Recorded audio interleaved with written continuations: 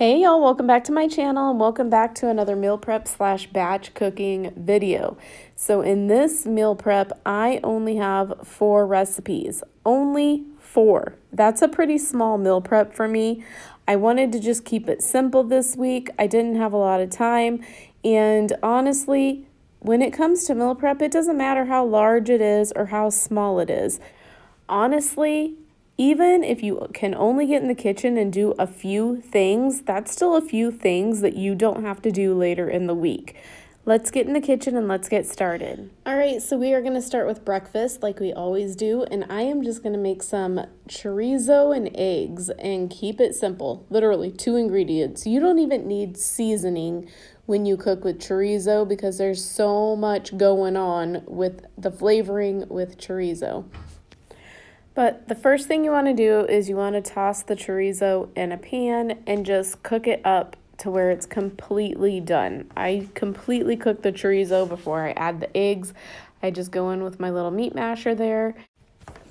And then once the chorizo is pretty much finished, then I start to go in with my eggs. And that was a pound of chorizo. So usually with a pound of chorizo, I add between 5-7 eggs. It depends on, your own personal preference. Oscar's the one that's going to be eating this for breakfast. He wanted 5 eggs in there, so that's what I did.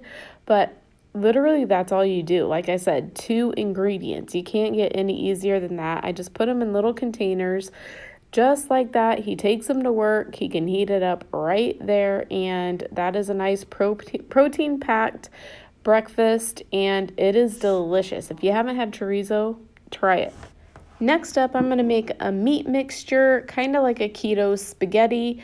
I am chopping up some onions. I'm going to chop up some celery. Those are the knives that got sent to me. Those things are super, super sharp. They're linked down below if you guys want to check them out. I'm not affiliated. Just thankful to that company that they shared their products with me to share with you. We are cooking this in the Instant Pot. I put it on saute, and we are just going to saute up those vegetables. I did add avocado oil to the very bottom of that. And I like to saute mine up for several minutes until the onions get translucent. And I am going to end up adding some other things too, kind of last minute, because that's what I do. So I am going to go in with, that was probably around a tablespoon of garlic, and I did go ahead and chop up some mushrooms because I figure, you know what, it's going to be, the taste of the vegetables are really going to be hidden in the rest of the meat mixture with the marinara sauce and stuff. So I figure I'm going to sneak in as many vegetables as I possibly can. And as you see, the bottom of the Instant Pot is browning a little. I like to scrape off that browning because that just gives it more flavor. And then I am going to use 2 pounds of meat. So I'm going to use that turkey sausage, that Jennie-O turkey sausage. And then I'm also going to go in with 1 pound of ground chuck. And I believe that was 80% lean. So I'm just going to chop that up and make sure all the meat is cooked as well. And then when the meat is all cooked, I go ahead and cancel the saute mode. I'm going to add in that marinara sauce. That's the brand that I got there. I found that at Walmart. It is the Lucini brand. I personally like that better than Rao's. To be honest with you, the macros, in my opinion, are better. I'm also going to add some oregano as well as some pepper. We're going to go in with some sea salt. Make sure you're generous with your seasonings, and then I'm just going to stir that up. And then once that's nice and stirred, I did go in with about 3 bay leaves. That's going to give this even more flavor. I like cooking with bay leaves. Just make sure that you take them out when you're done. And then I did stir it up a little bit more. I put the lid on the Instant Pot, made sure it was on sealing, and then we are just going to put that on manual, and we are going to let that cook for 8 minutes. I love the Instant Pot because it does the work.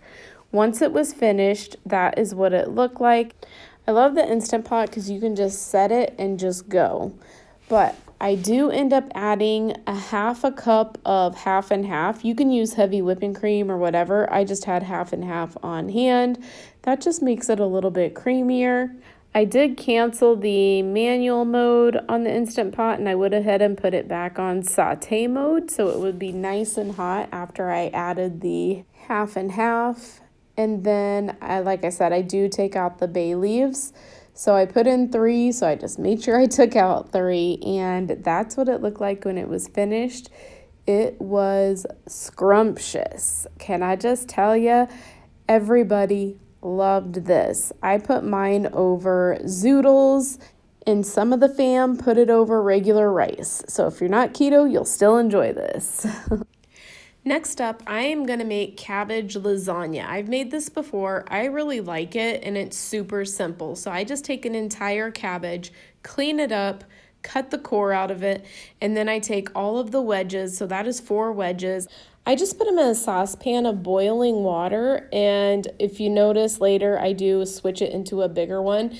That is 2 pounds of ground beef that I'm going to brown and prepare for the lasagna. If you notice, I did put it in a larger pot because I always put things into smaller pots and then I regret it. But I just put the lid on it because that will help that cabbage really get nice and tender, because you want it tender. You don't want it to be crunchy. You want it to kind of be like a noodle, because that's going to be our noodles. And I know some of you guys ask, I have this pan set in the description box below. I'm not affiliated. I just love this pan set, and nothing sticks to these pans. People have purchased them and they come back and they tell me how much they love them as well. So I did dump that entire jar of marinara sauce in there. That is not the cleanest marinara. That is not the lowest carb, but for whatever reason, I was having a hard time in my store finding it. So that's what I had to use, because I only had 1 jar at home and there was 2 recipes that I wanted to use with marinara sauce. So not really my preference, but that's what I had to do. Sometimes you just got to do what you got to do. So I just take the fork and I kind of fork the cabbage. Once it is soft enough, like a noodle, I take it out and I drain them really well. And I try to get them as dry as I possibly can. So first I just put them in that strainer and try to get the water off as much as I can. And then I go and I place the cabbage on paper towels, and I really try to soak up that moisture. You're not going to get it all, or at least I never do. Maybe if I was more patient and I just let it set there a little bit longer, but you know, that ain't happening. Once I get as much of the moisture out as I possibly can, I just take a decent sized casserole dish and I start layering half of the cabbage on the bottom. And really, honestly, if you didn't want that much cabbage, you could probably get away with using half of a cabbage, but totally up to you. So I used half the cabbage on the bottom, and then I'm going to take half of that meat mixture. Honestly, I don't know what I was thinking, because I'm always preaching about season your foods. I should have seasoned that cabbage. I should have put salt and pepper on that cabbage because it was a little bit bland and I had to add salt and pepper. What are you doing, Misti? That is a rookie mistake. But that's okay. You know what? It happens. It is what it is. So again, I just lay out half of that meat mixture. Then I personally like cottage cheese in my lasagna. So little fact, this is going to be a little bit on the higher carb side as far as your meal. So I try to eat fairly low carb on the days that I know I'm going to eat something like this. But then once I get all of the cottage cheese on there, then you're going to want to go in with the cheese, and it doesn't matter what kind of cheese you use whatever cheese your little heart desires, but be generous. 'Cause like I always say, cheese makes your heart happy. But after that, we are going to go in with our second layer. So we're going to go in with the cabbage, the meat mixture, the cottage cheese, and more cheese. But again, the second layer, I would throw some salt and pepper on the cabbage again. What was I thinking? How did I forget that? But I preheated my oven to 400 degrees and I baked that for around 30 minutes. All ovens are different, so definitely keep an eye on yours. Once it is melty, bubbly, and golden brown, you're going to want to take it out and you know what, if you're making this for meal prep, it's going to be really hard to save this because it's going to be so delicious that it's going to be really hard not to tear into it. Next up, we're going in with the dessert. So we are making some powdered keto donuts. What? I haven't had a powdered sugar donut and I have no clue how long, but I'm telling you, when I saw this, I had to make it. This is by Joe Duff. He has a YouTube channel. He has a website. I will leave his information down below, but he measured all of this in grams. So the first thing we are going to do is add 1 1/4 cups of blanched almond flour, or 140 grams, a 1/2 cup of confectioner's swerve, or 75 to 80 grams. We're going to go in with 1 teaspoon of baking powder, a pinch of salt, and then we are going to mix up those dry ingredients. Then we're going to go in with the wet ingredients. Don't ask me why I got my scale ready because I didn't even need it, but apparently I thought I did. We're going to put in there 2 eggs, as well as 2 tablespoons of almond milk, or 30 grams. That part I didn't use the scale. Like I said, I didn't even use it the second time. Then this was not in the ingredients, but I decided to add it anyway, and I added a teaspoon of vanilla just to kind of enhance the flavor a little bit. Then I added 2 tablespoons of melted butter, or 32 grams. That was salted melted butter. I just melted mine in the microwave. And then we are going to take our donut pan. Make sure you spray it very, very well if you don't have the silicone kind, so that way they don't stick. And I just kind of manipulated the batter around the donut hole because it is kind of a thicker batter. And then once you get all 6 of your donut holes battered, I did have a little batter left over, so I just kind of looked and seen which ones needed a little extra, and I added to those. I preheated my oven to 350 degrees, and then I baked mine for around 12 minutes. The instructions say between 12 and 15 minutes. While those cool, you want them completely cool, you're gonna get some more confectioner's swerve, 1/2 cup, 75 grams, however you want to measure it out.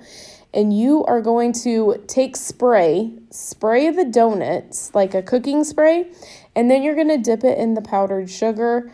Y'all, these were amazing. If you are missing donuts, if you are missing powdered sugar donuts, you need to get out your donut pan ASAP, because I promise you, these are not going to let you down. I'm telling you what, I've made several of Joe Duff's recipes, and he has never let me down. Everybody in the fam loved these donuts. If you don't make anything else in this meal prep, you've got to make those donuts. Another thing, too, with Joe Duff's recipes, they're so ridiculously easy. A beginner can do it. When I first started keto, I made some of his recipes, and they all turned out amazing. He gives great instructions. All right, y'all, so that is going to conclude this week's meal prep for this week. I hope you guys enjoyed it. These were super, super simple dishes, yet super delicious. I hope you guys try these. If you guys do try them, I'm going to leave my Instagram link down below. Tag me, let me know what you guys think. Again, just super easy. Meal prep doesn't have to be hard, and it doesn't have to be huge. Just do enough to at least help you out during the week. But for now, I think that's all I have for you guys. Like always, I'm praying for you, your family, and your country. Thank you so much for watching. I greatly appreciate every single one of you guys. And don't forget to go out there and make today even better than yesterday. And I will talk to you in my next video. Bye. On my own, but I don't know why you hit the road, but you don't realize I won't look back when you're around. I won't think twice.